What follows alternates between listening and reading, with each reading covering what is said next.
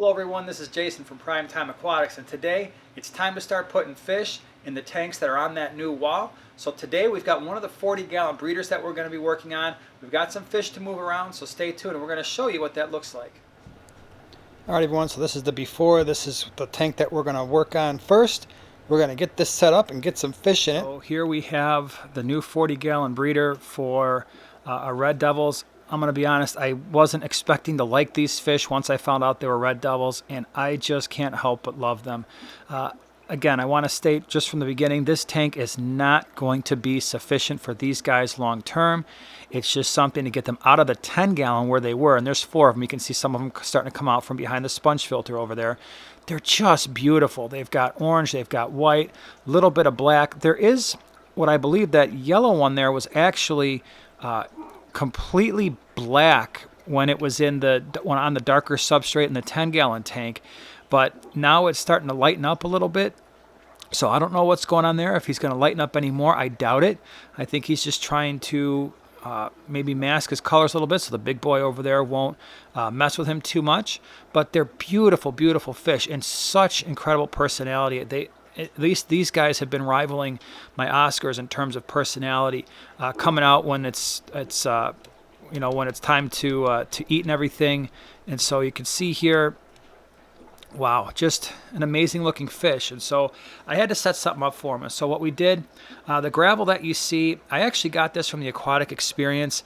It was, one of those things where someone was breaking down some of their tanks and they were piling it into huge boxes. And I just asked, hey, what are you going to do with that? Like, oh, it's just going to go in the garbage. So I'm like, do you mind if I take it? No, go ahead. And so really lucked out there. It's nice looking gravel. So it's got more of an earth tone to it.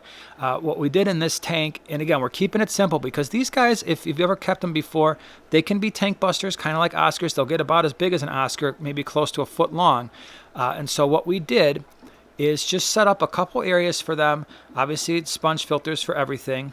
And then if you come over here, we've got this central kind of cave area that we built so that at least the big guy there could have an area to kind of call his own. And then we've got over here, we've got a little rock pile, and then we just put some hornwort for a little bit of greenery. I don't know if plants are such a good idea. What I do know about these fish is they were digging in the 10. So if they're going to be digging, plants might not work out so well.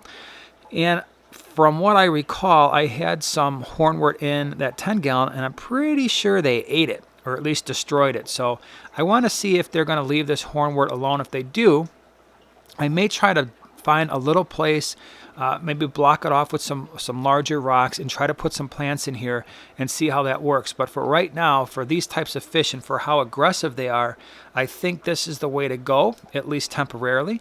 And again, this tank isn't going to be theirs long term because we're going to have to figure out somewhere else for them because, these are large fish.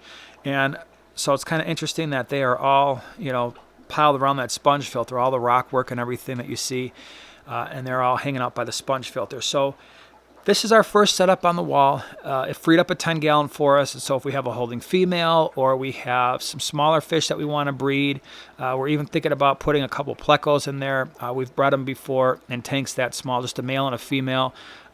So that 10-gallon is now free, and that helps out quite a bit. That smaller one that you see swimming around, we don't know if that is a female or just a runt. Then we've got the all orange that you see just came out, and then you got that small one. So I don't know if we're really even going to try to breed them. If I tried to breed these, because I'm not 100% certain on the species, I would not ever sell these things as red devils because there are other species that look a lot like what would be commonly considered red devils, but they're a different species. So if I sold them, they would be sold as mixed, South Central Americans, and there's not a huge market for that, but I just like them. I think we're just going to enjoy them. Just enjoy the way they look, enjoy their colors, enjoy their personalities. All right, and just so you don't think our life is all fish, we are in the fish room here. And this is not an area you normally see because it's typically covered by some wall coverings, but we have this area under the stairs, and it's actually fairly sizable in our basement. And the boys have been asking me for a long time to build out a little reptile area for them because down there they've got the 2 leopard geckos, that they got from the Aquatic Experience. And we are headed to a reptile expo later on this week. So they've done a lot of work. They cleared out the bottom of this area, which was just stacked full of house stuff. They swept everything out. They mopped all the cement floor so we could lay the tile down. They've marked out where they want their tanks to be. So although this channel is not going to become a reptile channel, I just wanted to show you that there are other things that we do besides fish. So this is going to get built out. I might show you this just real quick after it gets up and running, but I don't want to, we're not going to dilute what we do here by starting in on other things unless that's something you guys really want to see.